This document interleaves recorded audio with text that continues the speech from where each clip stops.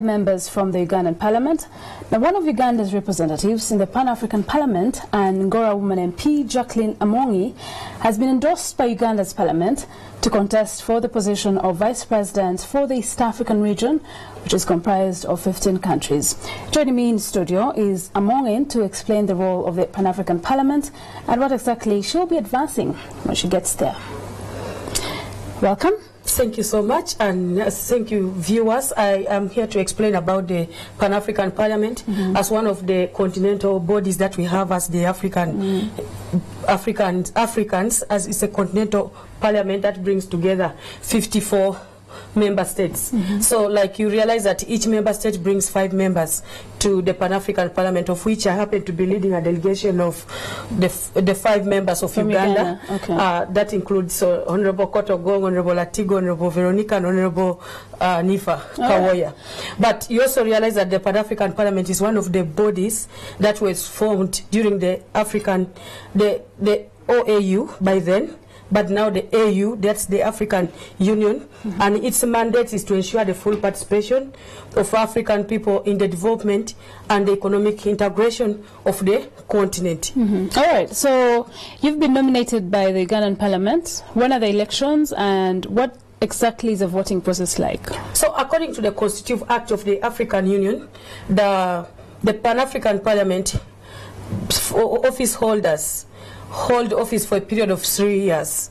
And I want to thank the Parliament of Uganda, because when I reached the Pan-African Parliament, that was in the 9th Parliament, we were able to champion some causes, having been the first president of the Youth Caucus and now the chairperson of the Committee of Agriculture, Natural Resources and Environment at the continental level.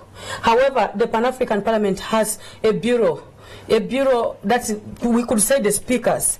We have the speaker or the president and the vice presidents, and these vice presidents must be representing regions, and we have 5 regions of the African Union. We have the Western region, the Eastern region, we have the Northern region, Central region, and the Northern region. So the bureau has 5 elected leaders who champion the day-to-day functioning of the Pan-African Parliament, and each region has to present candidates. So we have like 3 elections. Okay, first of all, I want to thank the Parliament of Uganda for having bestowed on me confidence yesterday by giving me a go-ahead to be nominated for Uganda.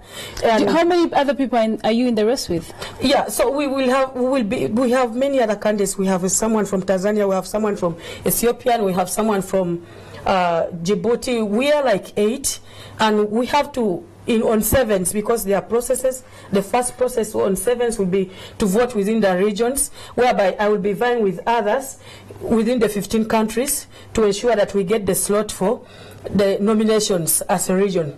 After the nominations has been done for the region, because each region must nominate 2 people, that's a male and a female. But then on 10th, that's when we will be electing in the general plenary.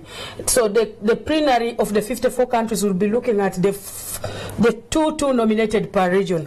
So if I happen to be a nominee for the region, which I'm very hopeful for, it means that on the 10th of May, the 54 countries have to vote for the leaders, and the leaders will be just 5, representing the different regions of the AU. All right, so we wish you all the best there, and we hope you can make us proud. All right, okay. So one of the other challenges that the Pan-African Parliament has been facing is that you are largely, or they are largely, a consultative and an advisory body which does not make legislation, or they don't pass any tangible laws, right? So how would you want the Pan-African Parliament to change that, if there was any opportunity? Yeah, just like I have obviously aspirations why I'm contesting for this particular portfolio, having gone to the Pan-African Parliament at the age of 27 and having made some changes in the Pan-African Parliament, because when the Ugandan Parliament elected me to represent Uganda in the last Parliament, at the Pan-African Parliament, I went and championed the youth issues, and today as we speak, we've revamped the African Union Department. We have youth prioritization in the African Union and also at the Pan-African Parliament. And after having served and achieved that, I was able to be elected to chair one of the 10 permanent committees of the Pan-African Parliament. That's the Committee of Rural Economy, Agriculture and Natural Resources. So my candidature will be having got the experience, will be to realize the full legislative powers of the Pan-African Parliament as a legislative continental body that will be addressing issues to do with continental concerns. And I know there are some countries that must, what do you call it?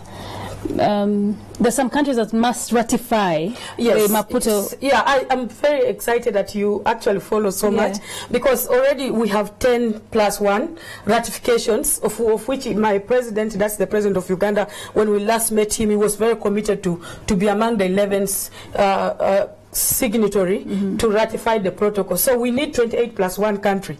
So as one of the elected leader of the Pan-African Parliament, that's one of the areas that I'm going to champion, because I believe there are areas that we cut across as a continent, like issues of infrastructure development and inter-trade within Africa, because our competitive advantages in agriculture, issues of our values. In 5 seconds. Yes, our values as the Pan-African Parliament, as African people, have to be adhered to as leaders. That's what we have to be championing at the Continental Parliament. Okay, thank you so much, and we wish you all the best. I think you'll be the first Ugandan after Miriam Jeni, who was the deputy some years back. We wish you all the best, and thank you so much for offering yourself to serve. Okay, thank you. All right, that was Jacqueline Lamongi. She is contesting for the East African Deputy Presidency in the Pan-African Parliament, and the elections will be held on 7th and 10th May. Wish you all the best. Thank you so much. That was Talk of the Nation. Now, the Chief Justice, Bart Katurebe, has expressed deep concern over the rearrest last week of a terrorism suspect at the International Crimes Division of the High Court premises in Kampala.